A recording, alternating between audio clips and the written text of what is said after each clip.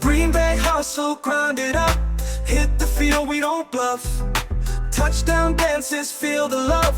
Jordan's got that MVP stuff. It's time for O, happy up, let's go. Packers bringing that show. It's time for O, you know who. Wanna go, gonna glow. Aloha and welcome back to another episode of the Ohana Packers Edition podcast. Today we have our Week 7 opponent preview as the Packers head west to take on the Arizona Cardinals. It's it's gonna be the Cardinals are not good, but this is a rough road trip for the Packers. And they enter a weird part of their schedule where they're going to travel all the way west, play this game in Arizona, and then they come back to Lambeau, or they go back to Green Bay. Then they're on to Pittsburgh the following weekend at Sunday Night Football. And the twist there is that the Steelers are playing later today, Thursday. They're the Thursday night game. The Packers will have a cross-country trip while the Steelers will be coming off the mini-bye. So even more reason to snag this game. Make sure you have this one in the bag. Secure another NFC win. And, it's they're in the time and true section of the season where you should be racking up wins. And some of these are the ones that they've struggled to lock down, including this season. You had the Browns game. At the time before the Browns game, I said this is another one that falls into one of those deceptively difficult games for the Packers. So you just, got to go in with both eyes open, head on a swivel, and take care of business. Any, thoughts before we go into the injuries for you, Joe? No, it's we'll talk about it with the injuries, but it's going to depend on a lot of things against the Cardinals, and injuries on both sides of both teams, and what kind of defense are the Packers going to put up and stuff like that. So no big things yet. Yeah. So I guess with the injury report, we'll start with the DNPs. So LaFleur went in saying that Zach Tom was going to miss today. He would see how he feels the rest of the week before proceeding. They're hoping there's I don't even want to outside. They're hoping that Wyatt is going to be able to practice this week, and they did say that Lucas isn't ruled out already, but it's maybe a little bit more of a long shot for him to get on the practice field this week. And one note: McManus did not kick today, did not participate. Usually he kicks on Wednesdays and Fridays, but he already shuffled that last week with the quad injury. To be fair, with having the other kicker, I would rather have him get the work than force it on McManus. Yeah. So it wouldn't be the worst thing for Havrisik to get more time with the guys. Limited participants, alphabet soup. You had Aaron Banks with the groin and knee. Anthony Belton returned to practice from the ankle that he suffered right before the bye.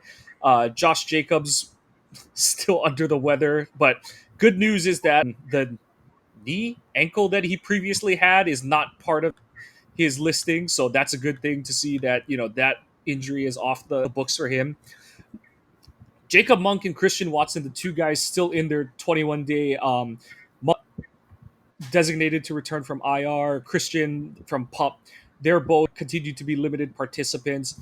Jordan Morgan with a knee, Dontavian Wicks with an ankle, which is a good sign after he was not referenced in LaFleur's Monday press availability. So it was good that Wicks was out there at practice. Oh, and I missed. And then for the full participants, so Warren Brinson got his first action and also is getting his first injury designate, his first injury report listing. But he was a full participant, abdomen, neck, probably the whole hasn't played in a game in almost a year kind of thing. So the body has to readjust to it. Javon Bullard. He got mugged during the game, so he was carrying more than just his body weight. Yeah. Javon Bullard is dealing. It's interesting that they put concussion evaluation, even though he said it was a stinger. But I guess that is the whole, they're just erring on the side of caution. He probably did do the baseline testing during Sunday's game, and they just went back and rechecked the points to make sure that, he didn't drop below the baseline testing. Golden on here with a shoulder, which I don't believe is what he had before. I drawing a blank. This is great. Blank. This is a great. Yeah, honestly, this is the Podcast. first time I remember seeing him on the report. Yeah, but the good news, Jordan Love is not listed at all. So another kind of lengthy report for the Packers, but nothing too alarming. The Tom one, I know it's going to raise eyebrows, but honestly, I'm not surprised after his post game comments that he said he blacked out in the second half of the game because of the pain that he was kind of gritting his teeth through. Do you have any thoughts on that one? I don't know.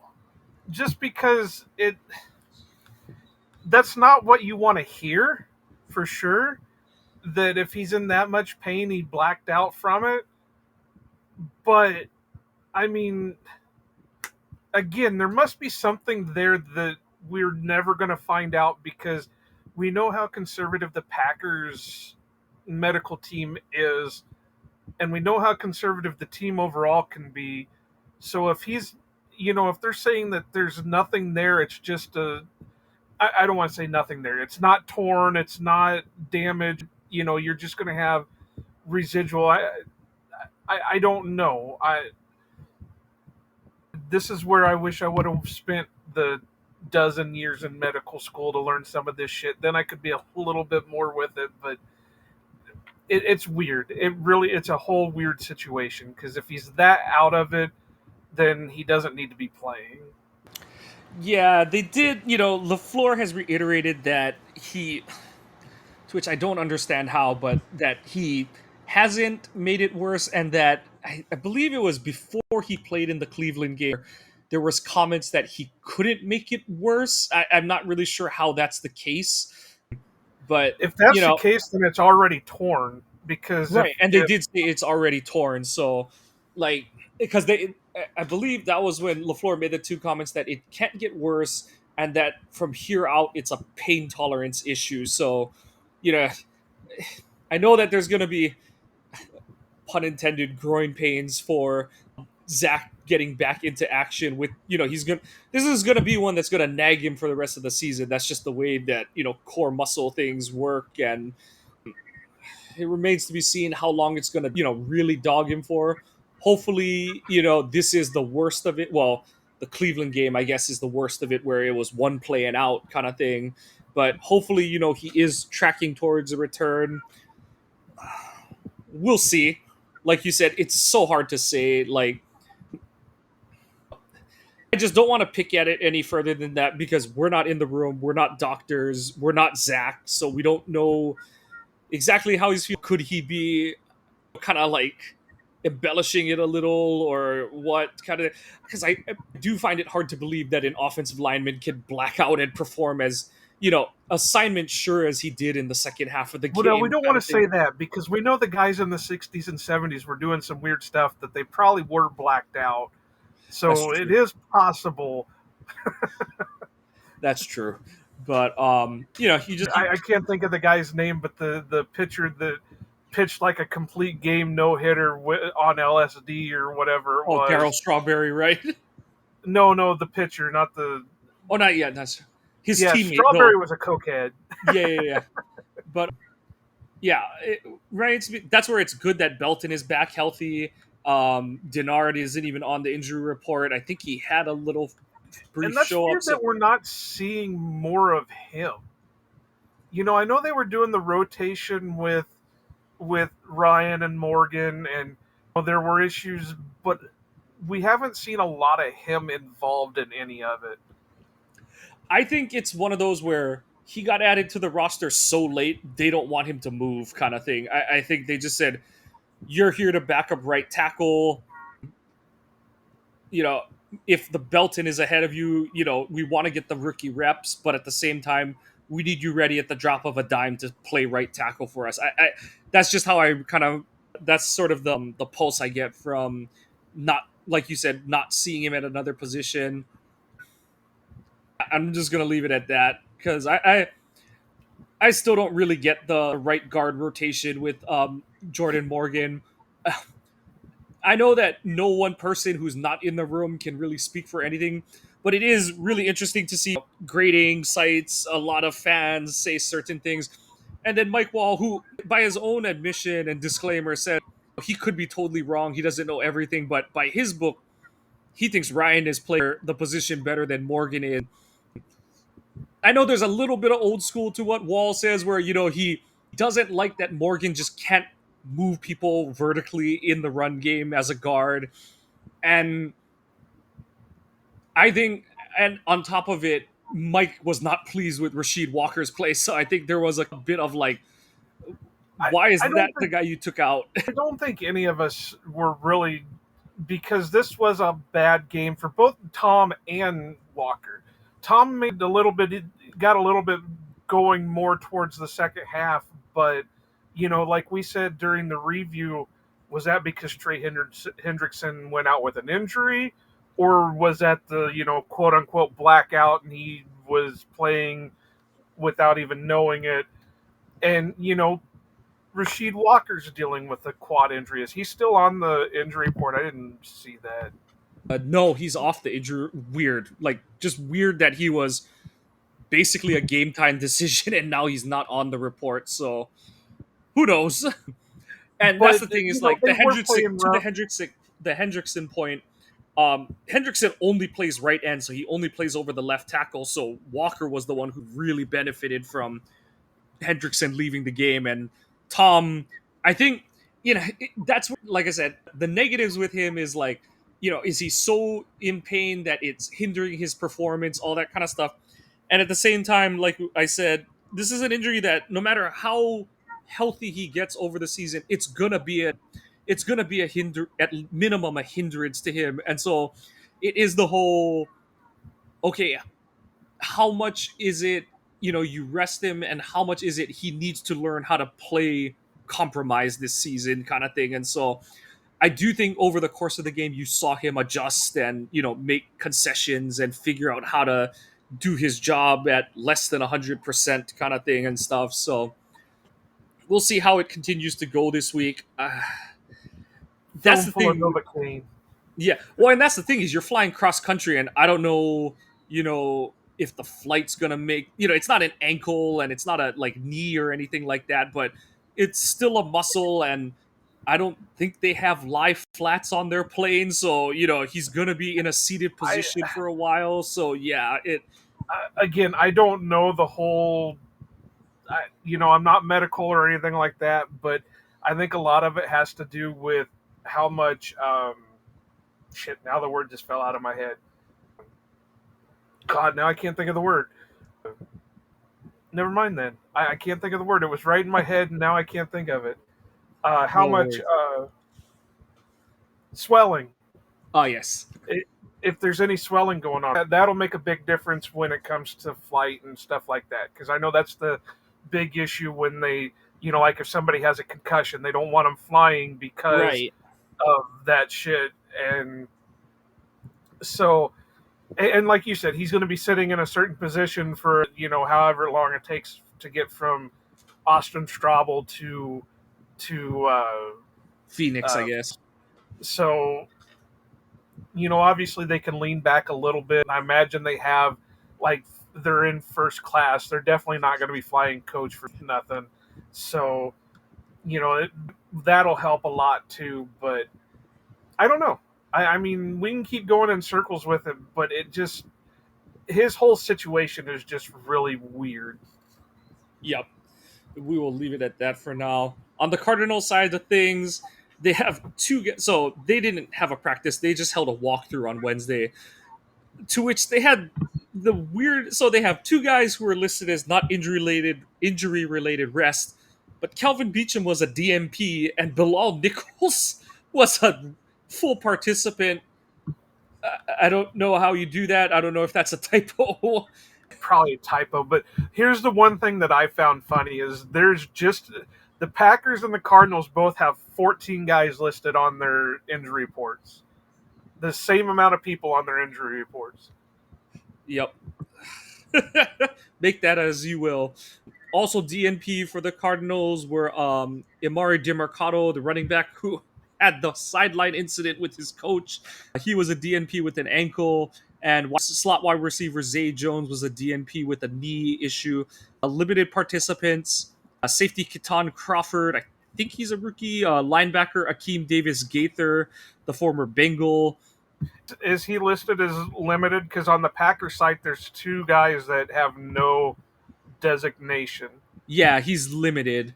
Okay, him Cornerback. and Bam Knight have no designation on the Packers website. Okay, he's also Knight is also limited participant with a knee. Where was Darren Hall, cornerback Darren Hall with a quad was limited. Marvin Harrison Jr. is in the concussion protocol, so they'll have to track how he gets through the protocol as the week goes. Kyler Murray did participate, but his status is still unknown. Rookie first round pick Walter Nolan is a limited participant with a calf. They're uncertain of when he's really going to make it back. Defensive end Darius Robinson was a limited participant with a pectoral. Safety Dadrian Taylor Demerson with an ankle, and wide receiver Michael Wilson. So 1, 2, 3. I think their 3 preferred receivers were all some kind of limited or DNP in practice today. So not a great thing for the Cardinals. We'll see where they're at, week's end, but will go a long way to helping the Packers. Like I said, just avoid some weirdness on this road trip. And, I guess the part we can just dive into the preview is with the quarterback situation. Kyler has regressed. All the things you say about Caleb Williams, you can kind of say about Kyler. Doesn't throw over the middle, holds the ball too long, doesn't see the field well. Doesn't study the playbook when the new Black Call of Duty comes out. And that'll be coming out here I think within the next month. Yep. Fortunately not now. But what's it called? Like, the thing is that I know that they're two different kind of athletes, but if Kyler can't go, Jacoby Brissett will be the starter, and they are both mobile quarterbacks. I know Kyler is more of is like explosive athlete mover, whereas Brissett is like a power runner guy. But I bring that up as reason Halfley may still be playing a zone with more eyes in the backfield, not blitzing as much this week. We'll see. I do hope that we're gonna see Edge and Quay get sent on blitzes this week to affect the pocket, get whichever one of them off their spot. And I do think this is the week where, like I said, Kyler doesn't see the field good. So if you get pressure in his face on him, you can get him to do some bad things with the football. I think we all that he's only like 2 foot tall either. Yeah, I know. He's like my height. And then with Brissett is like sort of Flacco-like, where he's going to try to get rid of the ball if he senses danger, but he still has some like mobile quarterback brain in him where it's like, I can maybe get out of this situation, and he might kind of run himself into trouble and stuff. So we'll see. I hope that they pick their spots to be aggressive, but I don't expect them to light it up on every play kind of thing, unless the Packers are able to get an early substantial lead in this one and just really lean on the Cardinals and force them into advantageous positions for the Packers defense. And Brissett's never really been a premier quarterback either. He's had his moments, but he's a journeyman, and there's a reason why he's a journeyman. If he was a premier quarterback, he would have had his stay with, a single team for a good amount of time. But, there's a reason that he's a journeyman quarterback. So work on him, get pressure on him. I would even kind of disagree with you that with having Edge and Quay, you could spy one of those guys and still play your man coverage with your corners. And because it also helps that Micah is there with his speed, that he can even act as a as a spy because you know he's going to get after him. And Brissett, while he's a scrambler, doesn't have like 4.35 speed. Kyler's got a little bit better speed to him, but Micah still has his speed. So use Quay as your spy, and you can still play your press man with your corners. Yep.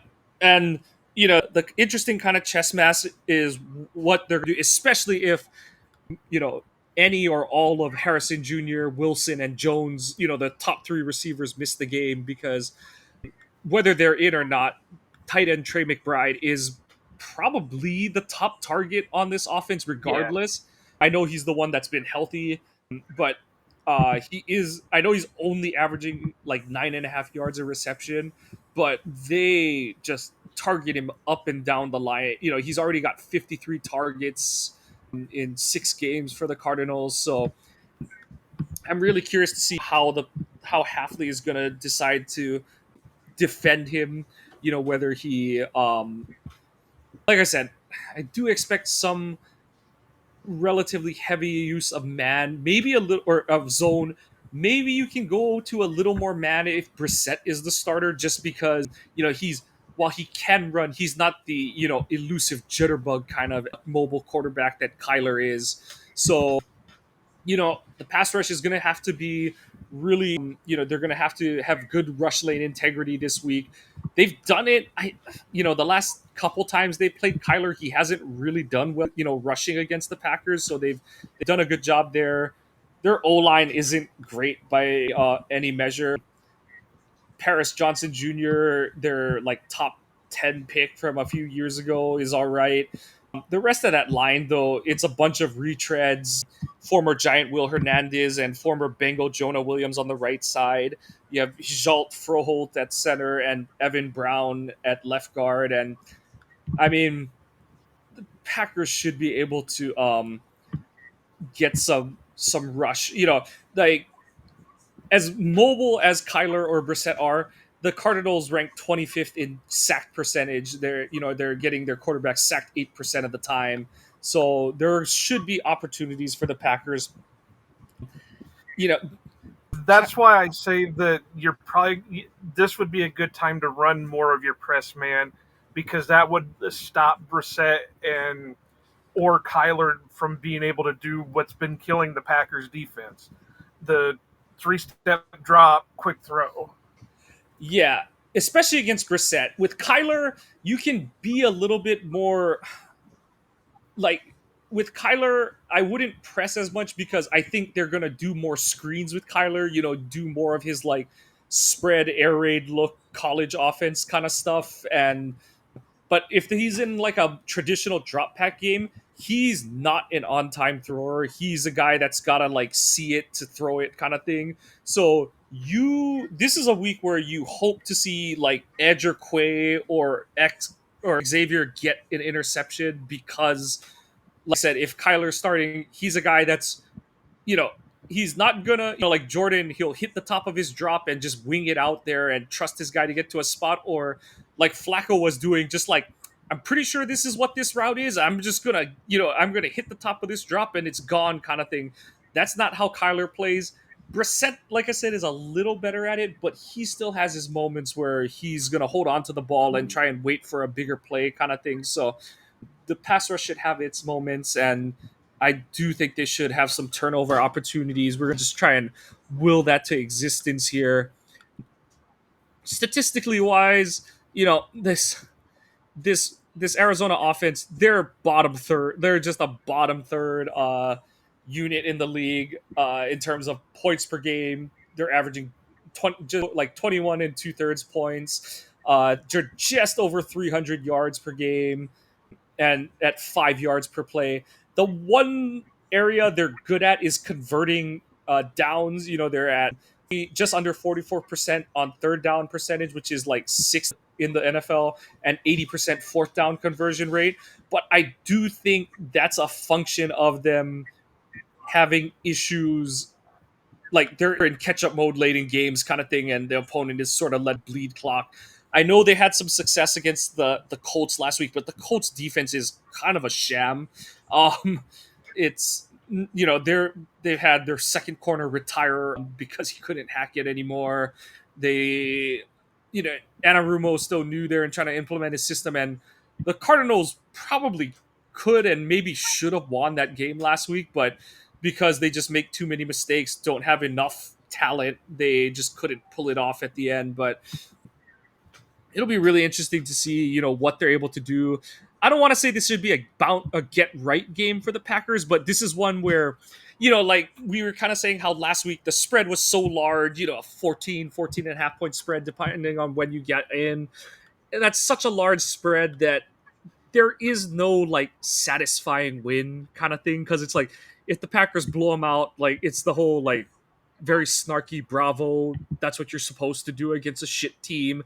And then, the other positive outcome for the Packers is they win like they did, where it's like, oh, why was that game so interesting? Is something wrong with Green Bay kind of thing? And it's never as simple as people want to make it. There's always a few more layers to the onion than anyone wants to report on there being. Everyone wants just the 5 second cliff note version of explanation, but to each their own. And I do think that because of how much discipline you're going to have to play with as a Packers defense, if they are able to lock down this Cardinals offense, that would be a really good sign moving forward. Because, like I said, I'm expecting a lot of like college BS this game from the jump, and you want to see them respond positively. And you know, you see, like, one of the things I heard Domovsky, I forget whose show it was on, but he kind of said is like, the thing that the coaches are harping on right now is it's the fine details that the team is missing up on. And you want to see them start to resolve some of those issues as they move forward. As the calendar turns to November, you start to hit the halfway point of the season.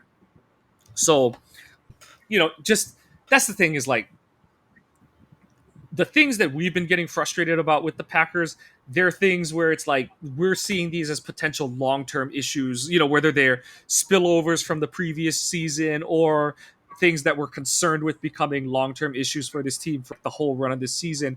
And at the same time, I don't expect this team to play its best football now. You just don't want that to be the case, because you never want to peak in October or September. So you do want to see them play better than they did last week.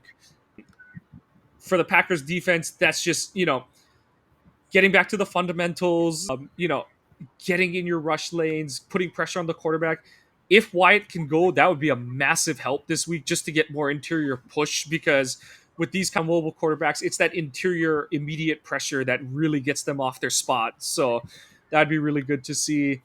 And then for the Cardinals defensively, their stats are really weird. So like, points per game, they're only allowing 21, but I want to say, hold on. That's because, so they're 2-4, right? And so, they've let up, they've held some, so they've held the Saints to 13 points. The Saints suck. They held the Panthers to 22 points when the Panthers weren't, doing anything well. And then they lost to the Niners by 1, but that was the first Mac Jones game, if I'm recalling correctly. Or that was the game Purdy came back and started.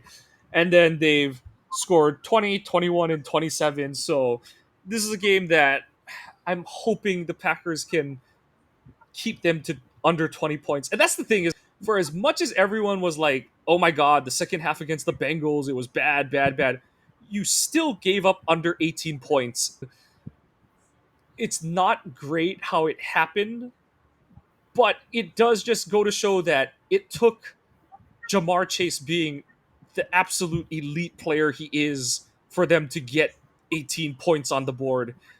And it took Flacco just being, whether you want to say it was lucky or just trusting his guys or whatever adage you want to put on it, it took all of those things to conflate together in the second half to get them to score all of 18 points. It's not like they gave up 30 and a half or anything like that. Like, it's not acceptable or good, but it did the job, and this is one of the games where if you hold the Cardinals to 14 or 17 points, you should win this game. Like it's this isn't a situation like the Browns game where there's a chance you might not score more than 10 points against them. You're going to score some points on this Cardinals team. So, they're like I said, they're 14th in point allowed, but they're 24th in yards allowed. So teams are moving the ball on them. They're not stopping the rush well. Teams are averaging 4.2 yards per carry. They're almost dead middle of the pack in rushing defense. It's the pass defense that's the problem. Opponents aren't getting a big chunk per play, but they're giving up the 28th most pass yards, and they're 19th in interceptions forced and 27th in sack percentage. So opponents are just kind of using the pass game as their run game against this defense. And, part of that is a function of the fact that this Cardinals defense is banged up. They are getting healthier. There was a point where they had like no cornerbacks, but, you know, the Packers should be able to move this front around. The ends aren't very big. Oftentimes, what they do is they use Baron Browning, their backup linebacker, as like an edge rusher. And so if you see number 5 on the field, you should run at him.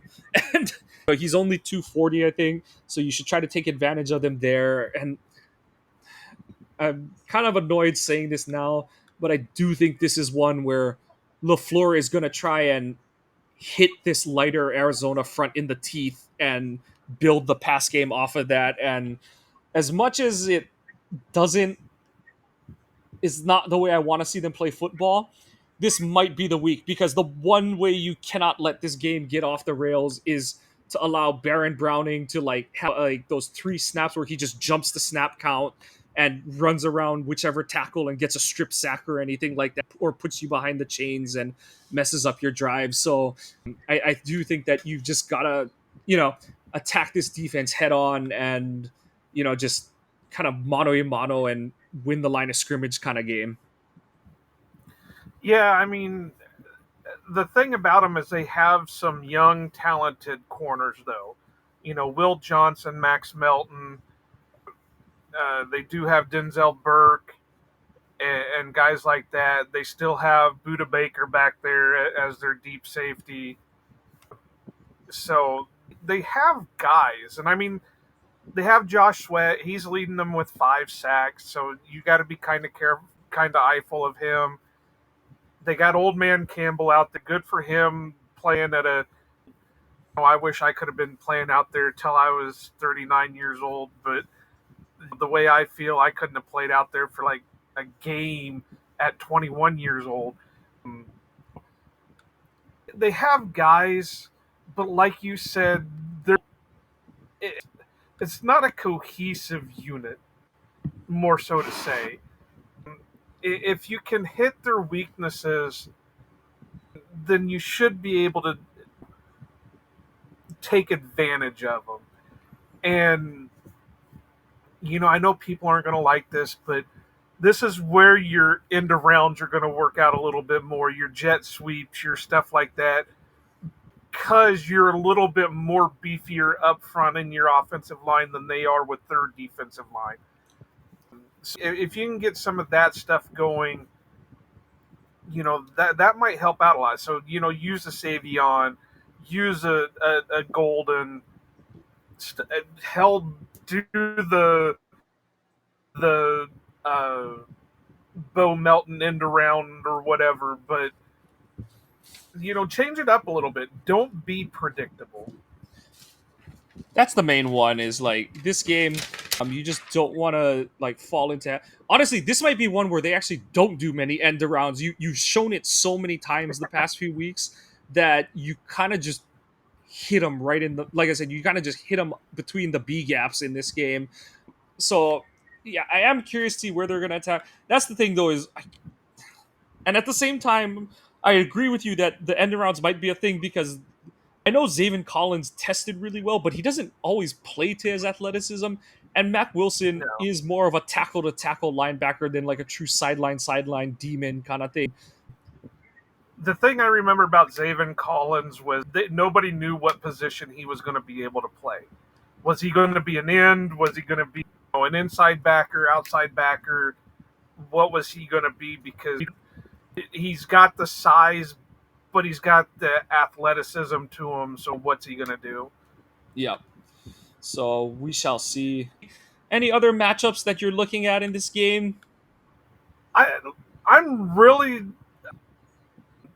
Matthew Golden versus one of their top, like Will Johnson or Max Melton, because not that they haven't played some decent corners, but I think that's going to give them the real test because from what I'm understanding, Will Johnson's playing pretty good so far this year. Yep. But he was their first round pick this year, right? No, he fell to the second, so yeah, he made Second it all round. the way to like Okay. 51 or 52 or something like that.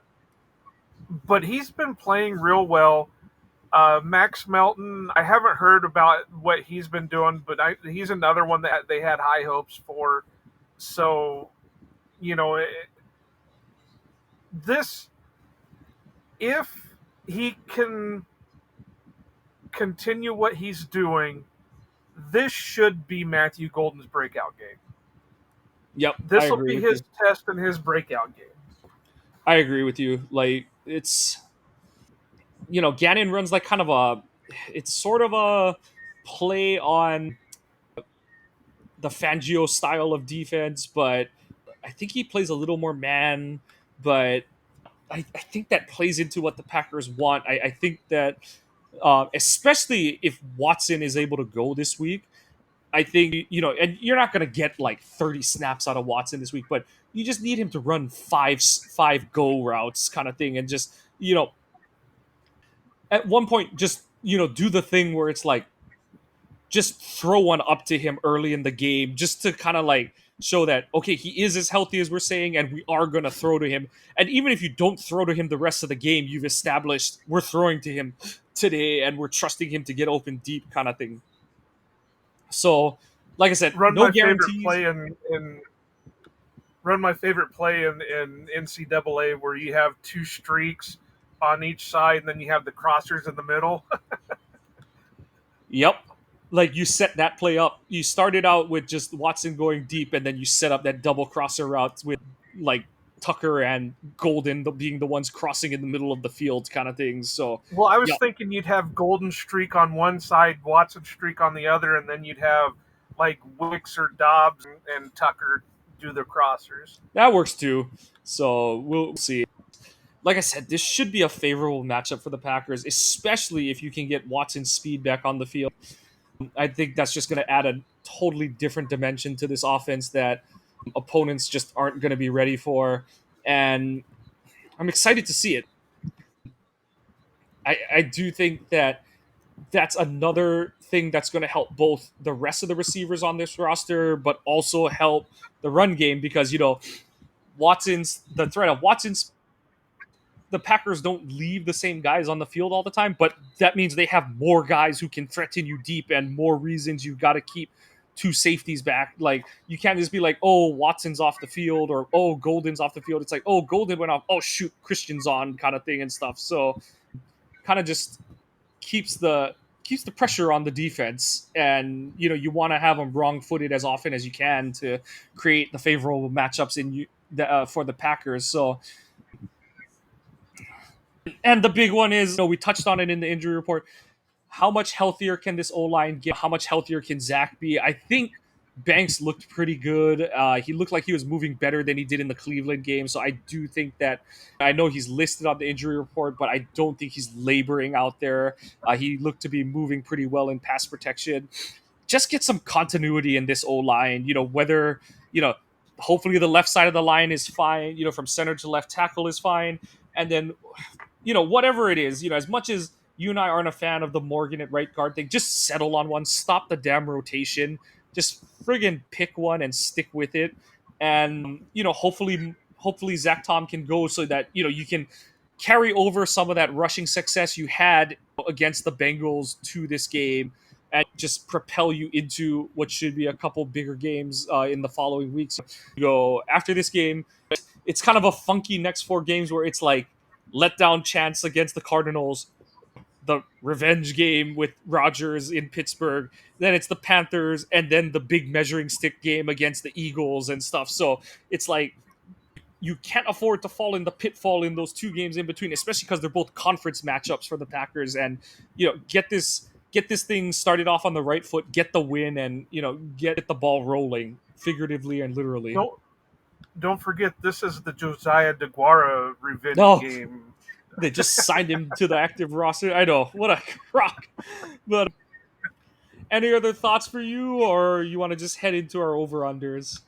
I think we can just head into the over unders because I don't want to talk it up too much because I feel like we do that and then we get let down at it when the game actually starts. Because on paper, this is a definite win for the Packers. No matter who's starting, whether it's Kyler starting, Jacoby starting, the Packers have the better on paper team. But for some reason, they play down to their opponents. So, you know, I'm hoping something kicks them. I really do. I hope something punches them in the mouth and they get pissed off and they just go off in this game. But I don't know. I'm not holding my breath for it. All right, let's get into our over unders. What do you got for us this week?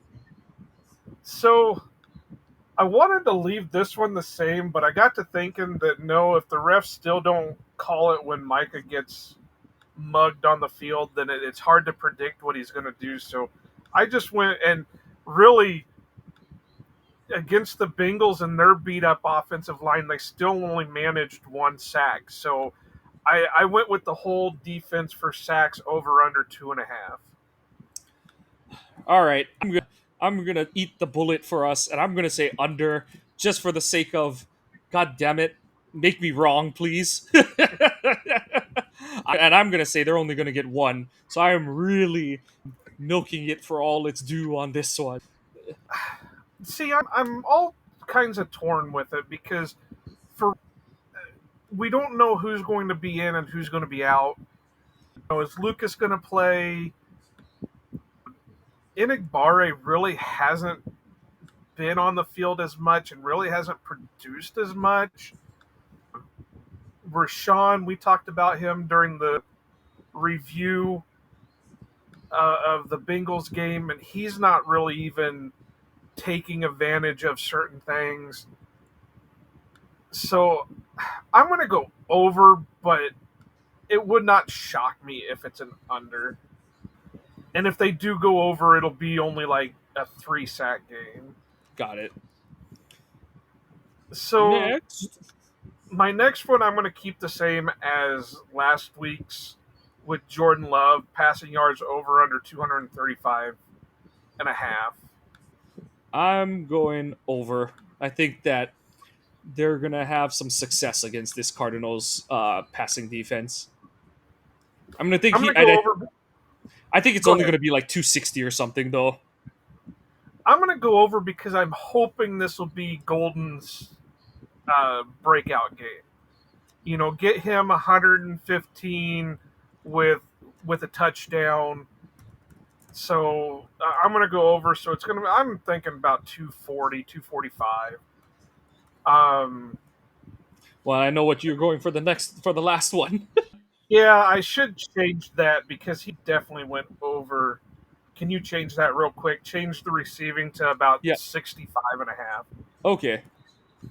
So while Mike's fixing that, the next one I got is Golden receiving yards over under 60 and a half. Did I say 65 and a half? Obviously, I'm going over with it because, like I said, I'm hoping that we can get him to. He was close. He was at, what was it, 86 yards this last game? 86 yards. Yeah. Yeah, so he's due for a 100-yard game. I'm really thinking it's going to be this one because I hope this is the game that they can scheme him to be able to beat what these good young corners of Arizona, their abilities. I just remembered who Will Johnson was because I was picking on you the whole time during the draft that he wasn't going to get drafted. So it's good to see that he's healthy and he's producing. I think Golden's the better player no matter what. And as long as they can scheme it, and who knows, maybe if Watson is activated and plays, that'll take a lot of it off of Golden. So it will open him up to produce more. Like I said, I'm thinking about 115 and one touchdown. Sounds good. All right. Well, that's it for our over You didn't unders. you didn't do yours.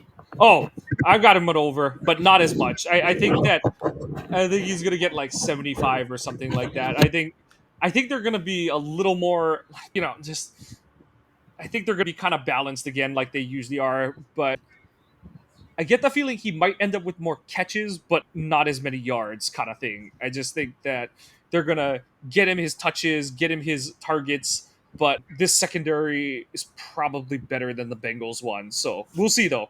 I would love to be wrong. Should we throw a couple of yes nos out there just to see, you know, is Christian Watson going to be activated and play? Sure. What do you got? I don't think he is. I think they're going to save him for the Pittsburgh game. Uh, really, the next two games are going to be on not so great of fields, but I think they're going to be more open to it because Pittsburgh has more of a natural grass, whereas Arizona still is using a turf. And I don't know if they want to bring, because realistically, this is still way early in Christian's recovery. I don't know if they want to rush it onto this field. I think yes, for the opposite. Heinz, or whatever the fuck they call it now, it's been really bad this season. Like, I joke that it's the second worst Soldier Field. It might be on par with Soldier Field this year. It's been that bad of a playing surface this season. Yeah, but I mean, like I said, I think because there's been so many problems on turf fields with injuries, I just don't know if they want to rush him back for a turf. Fair enough. You have any more Uh, yes nos? yeah, I had one, but now I can't remember it, so it's not important. Everybody's got to remember we're recording this Central Time at like 1 o'clock in the morning, and I just have gotten off work, so my mind is mush. I haven't had my shower, haven't had my meal.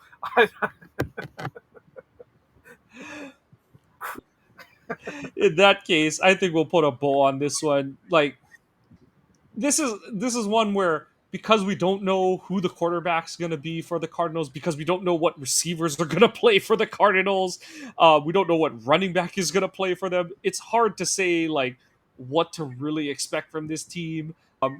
Expect the offense to be a little more flashy if Kyler is in there, but also more mistake prone because Kyler, as much as like everyone's like, oh, Jordan and the bone brain play, Kyler has that one where like he ran around in the backfield and threw it to nowhere kind of thing and stuff, and it was it ended up being like a backwards fumble kind of thing or something like that, and he did it from his own like 5 yard line or something. So yeah, His on-screen radar wasn't working.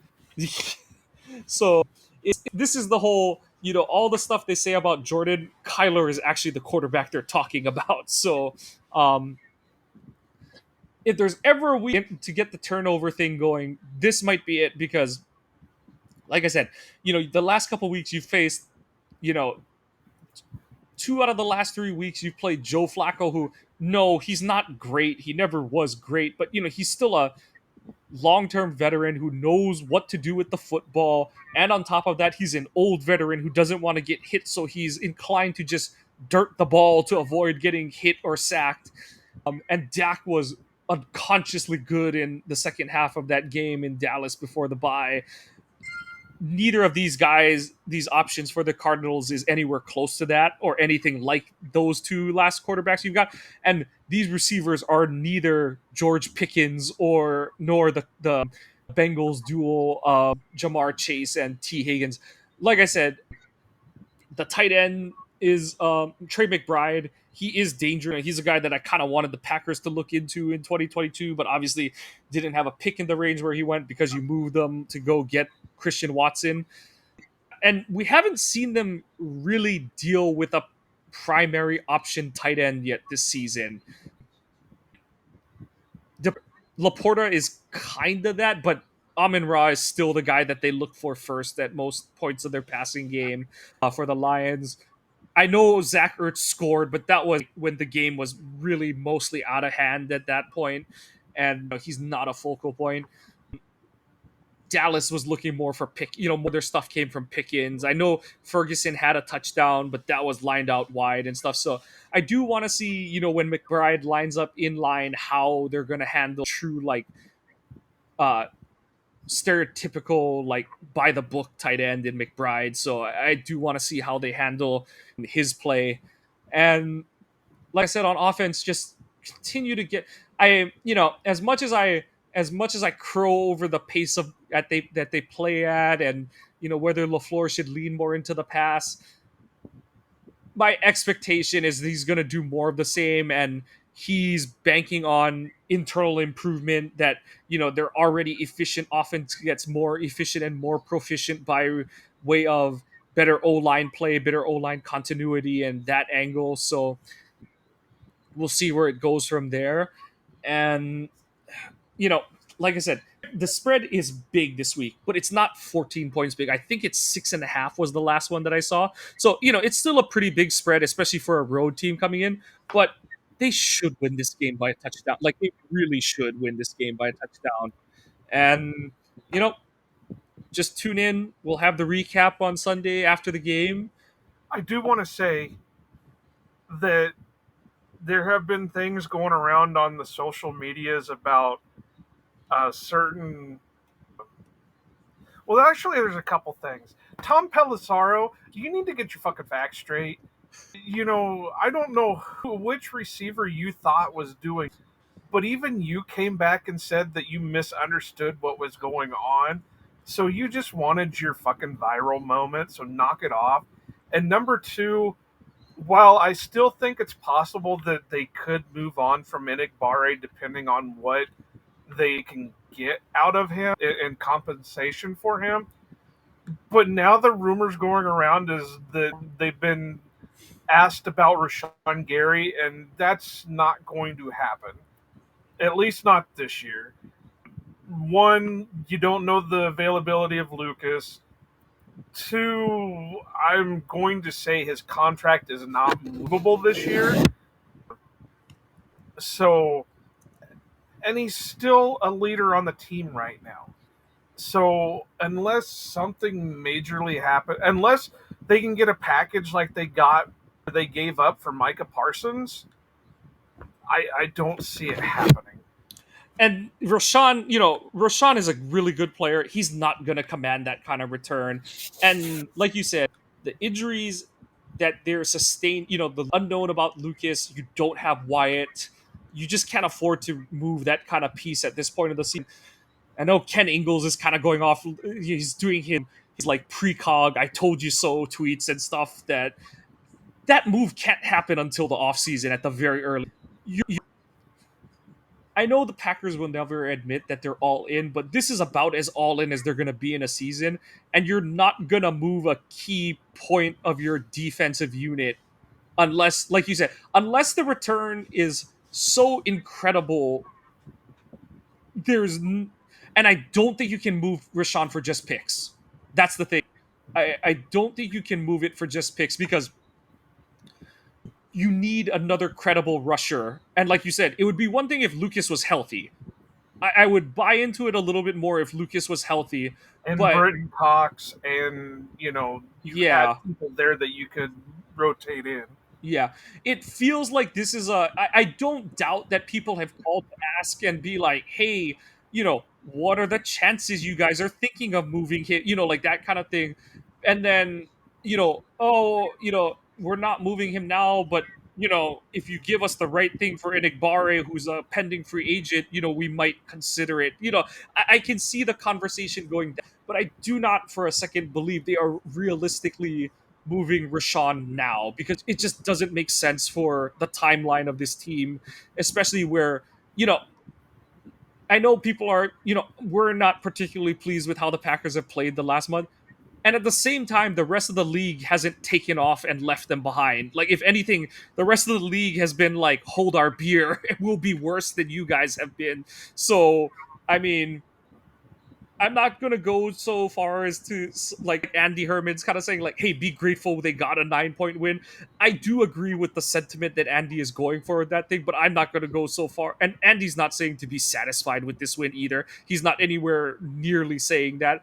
But I do think that Packers fans have to remember, like, as frustrating as some of the things the Packers do, the other guys are still paid to play football. They do care. In the case of the Bengals, Jamar Chase is elite of elite. Flacco at least knows what he's doing and stuff. This is one of the first weeks where you're facing like a bad quarterback on a team that could be bad. Like, that's the thing, is like the Browns still had an elite defensive front that could screw up your game plan, screw up your game kind of thing. The Cowboys have a what should be an MVP candidate, but his record sucks this season in Dak Prescott. And then with the Bengals, you have a capable quarterback with an elite of elite receivers. Like, that's the thing, is like there's nothing the Cardinals do that's elite or even like collectively very good. Like, yes, you can't sleepwalk because you can't let you can't poke the bear or like chance it. You don't disrespect the sports gods or anything like that. But at the same time, this is the travel is the thing that I bring back more to than anything this Cardinals team does. Like, that's just where I am with this game. And like, even more so, they have to be hyper focused, attention to details, all those adages, because like the only just like the Browns game, the only way you're going to lose this game is by mental mistakes and self-inflicted wounds. Like, you are just better than this Cardinals team, bar none. So Yeah. that's where they're at. Yeah. But we're going to let Joe go eat dinner, take another shower, get some sleep tonight. That's I won't even do the spiel tonight. We'll just get Joe off to bed. Please support us. Check out the website. Support the channel. But that's all, Joe. I'm Mike. It's been an hour. Go and aloha. Green Bay hustle, grind it up. Hit the field, we don't bluff. Touchdown dances, feel the love.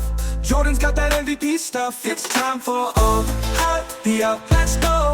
Packers bringing that show. It's time for you know who wanna go.